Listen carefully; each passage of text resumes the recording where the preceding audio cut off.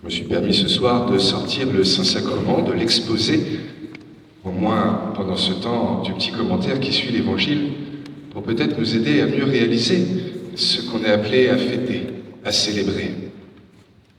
Une question qui n'attend pas de réponse, mais qui vous invite chacun dans votre cœur à vous interroger. Que voit-on? Quand on regarde le corps du Christ, qu'est-ce qu'on attend de lui, de ce petit bout de pain consacré? Qu'est-ce qu'on espère que ça va nous faire?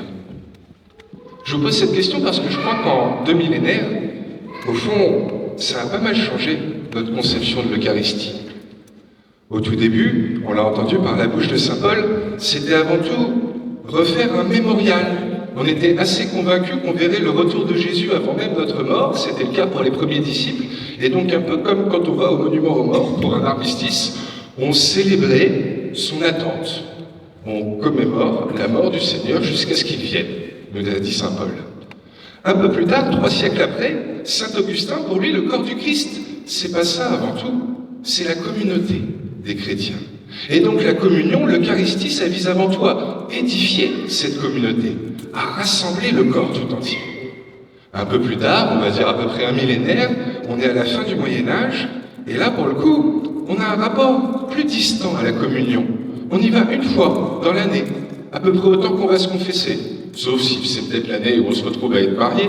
Mais c'est d'ailleurs de là que nous vient l'expression « faire ses Pâques ». On allait se confesser et on allait communier. Mais aujourd'hui, quel rapport a-t-on, chacun d'entre nous, avec l'Eucharistie?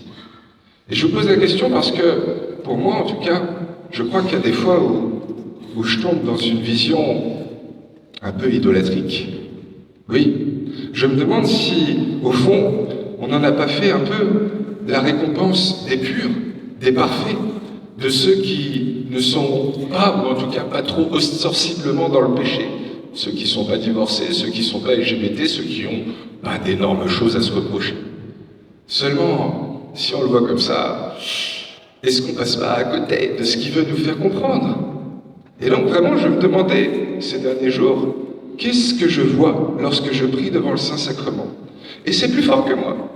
Au fond de mon être intérieur, à chaque fois, j'espère que je vois bien là un petit bout de Dieu, un petit bout de cette parcelle de divinité qui va m'aider à m'améliorer, moi, personnellement. Seulement, si je m'arrête là, je suis dans une pensée éminemment merveilleuse, pour pas dire même un peu superstitieuse. Et au fond, j'ai l'impression que c'est un peu comme ces enfants qui ont 4 ou 5 ans et qui jouent à faire les adultes.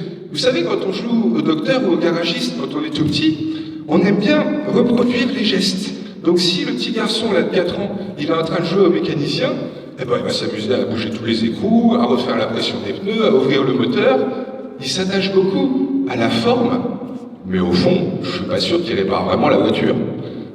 Et peut-être que nous, des fois, on est un petit peu pareil. On se laisse hypnotiser par la forme du rituel, du prêtre qui consacre comme ça le pain et le vin, et on passe à côté de l'intelligence du fond de ce qui nous est donné. L'expert, le médecin ou le vrai garagiste expérimenté, son premier truc, c'est pas d'aller remettre tous les écrous, c'est avant tout d'écouter la personne qui vient pour voir quel est le besoin et essayer au mieux de réparer le symptôme. Et pourtant, nous, on reste trop souvent dans cette vision un peu merveilleuse, qui s'attache trop, je crois, à la surface. Alors que, ce soir, ce qu'on fête, c'est non pas tant l'Eucharistie que le lavement des pieds. Un exemple qu'il nous a donné au dernier moment qu'il passe avec ses amis, où il fait quoi? Ce geste d'une humilité sans pareil, voire même assez déconcertant, très très peu valorisant. Et il rajoute juste après, « Heureux êtes-vous si vous le faites. » Notre ami Jésus ce soir nous déconcerte éminemment. Ça fait 3 ans qu'il est avec ces gars, qu'ils ont tout partagé au quotidien, H24, 7 sur 7, et au lieu de les prendre dans ses bras, au lieu de leur dire à quel point il les aime, il leur offre ce geste. Et plus que ça, dans les 3 autres évangiles, on nous montre aussi qu'il subvertit peut-être le tabou suprême de notre genre humain. C'est quoi le pire des tabous qu'on a? Et depuis l'aune de l'humanité, l'anthropophagie, le cannibalisme. C'est ce qu'il y a de plus interdit, de plus proscrit, qui fait le plus de mal au plus grand nombre. À celui qui est mangé, bon déjà c'est un peu une évidence, mais aussi à celui qui le mange, ça fait souffrir de problèmes psychiatriques phénoménaux. Et ça fait aussi un grand malheur à toute la communauté. Et lui, notre Jésus, il reprend ce symbole, le tabou absolu, pour le transcender, le sublimer. Il se donne lui-même à manger ouvertement, nous invite à le refaire après lui. Pourquoi? Non plus pour le plus grand des malheurs, mais pour le plus grand des bonheurs. Pour qu'on devienne nous-mêmes Christ. Et qu'est-ce qui se passe au fond? Dans l'anthropophagie de nos ancêtres, les plus lointains possibles, le but c'était quoi? C'était, en mangeant l'autre, de s'approprier ses qualités. On préférait largement manger un guerrier victorieux au combat plutôt qu'un vieillard incontinent. On préférait manger un enfant tout jeune plutôt qu'un lépreux mendiant. Parce qu'on s'appropriait ses qualités. La vertu héroïque du combattant, la sagesse, la jeunesse du jeune enfant. Et Jésus, lui, nous montre que le but n'est pas tant de prendre à l'autre que de rendre à l'autre. On n'est plus là pour sacrifier des êtres humains, des bêtes ou quoi que ce soit. On est là pour se sacrifier, pour faire de nos vies ensemble un chemin vers le paradis. Et ça, je crois que ça change tout. Et peut-être que trop souvent, on a, comme qui dirait, tendance à régulièrement l'oublier. Et pourtant, oui, j'en suis très convaincu. L'Eucharistie, ça veut dire quoi? Ça veut dire action de grâce. Eucharistie, c'est rendre grâce. C'est non pas prendre, c'est rendre. C'est un agissement pour l'autre, pour lui exprimer notre gratitude, notre reconnaissance. C'est donc, au fond, quelque chose qu'on donne, qu'on a ou qu'on est, pour celui qui est là, pour son bonheur et le nôtre au passage. Alors, bien entendu, comme vous, j'ai envie de croire que dans ce petit bout de pain consacré, il y a quelque chose de mystique, presque un peu magique, qui peut vraiment nous aider à nous transformer en mieux. Mais ça, les amis, c'est de l'ordre de la foi. Je ne pourrai jamais vous le prouver. Par contre, ce dont je suis éminemment convaincu, c'est qu'on peut avoir le meilleur pouvoir qui soit. Il ne servira à rien si on ne l'utilise pas pour le bien. Ça ne sert à rien à Superman de savoir voler, si c'est pas pour voler au secours de ceux qui en ont besoin. Ça ne sert à rien à Astérix d'avoir la potion magique, si c'est pas pour aller défendre les copains.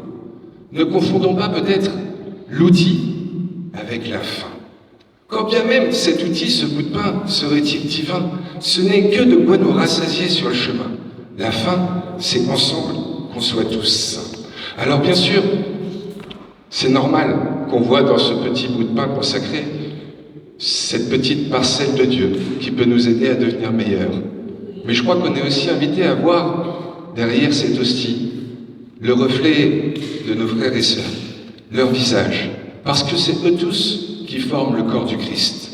Et particulièrement peut-être ceux qui ont les traits sombres, tristes, parce que c'est eux qui ont du mal en ce moment à refléter la lumière de Dieu. Alors oui, je sais qu'au fond de nous, c'est plus fort que nous, on a tous un petit superstitieux dans le cœur, on a envie de croire que c'est notre potion magique à nous, les chrétiens. Et gardons cette foi, elle nous fait du bien. Mais peut-être n'oublions pas que, au-delà de ça, sûrement que lorsqu'on vient communier, on reçoit plus quelque chose qui nous oblige que quelque chose qui nous apporte. Un peu comme des vœux, en fait. Quand certains renouvellent leurs vœux de mariage, ils sont aussi contents de fêter ce bel anniversaire de leur engagement réciproque, qu'ils savent aussi qu'ils renouvellent une promesse qui, de temps en temps, aura quelques tempêtes à traverser. Et c'est la même chose pour les prêtres. Aujourd'hui, on dit que c'est la fête des prêtres, le jour du jeudi saint, parce que c'est ce jour-là particulièrement qu'on renouvelle les promesses les promesses qu'on a faites le jour où on est devenu prêtre. Ben oui, je crois que c'est ça. Un renouvellement de nous dire qu'on a envie de suivre Jésus.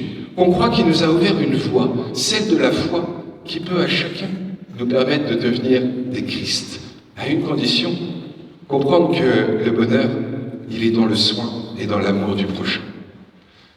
Communier, chers amis, je crois que ça ne sert à rien, si ce n'est pas pour prendre soin des copains. Et ne confondons pas l'outil et la fin. Le bonheur n'est pas dans un bout de pain, quand bien même il serait divin. Le bonheur, il est dans la joie permise et offerte à ceux qui en ont besoin.